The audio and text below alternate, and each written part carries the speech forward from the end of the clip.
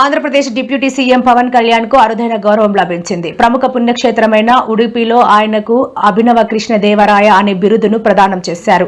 కర్ణాటకలోని ఉడుపి పర్యాయ పుట్టిగే శ్రీకృష్ణ మఠం ఆధ్వర్యంలో నిర్వహించిన బృహత్ గీతోత్సవ కార్యక్రమంలో మఠాధిపతి శ్రీ సుగుణేంద్ర తీర్థ స్వామీజీ ఈ బిరుదును పవన్ కళ్యాణ్ కు అందజేశారు. ఈ సందర్భంగా పవన్ కళ్యాణ్ మాట్లాడుతూ భగవద్గీత ప్రాముఖ్యత, ధర్మం, తన రాజకీయ ప్రయాణం గురించి కీలక వ్యాఖ్యలు చేశారు.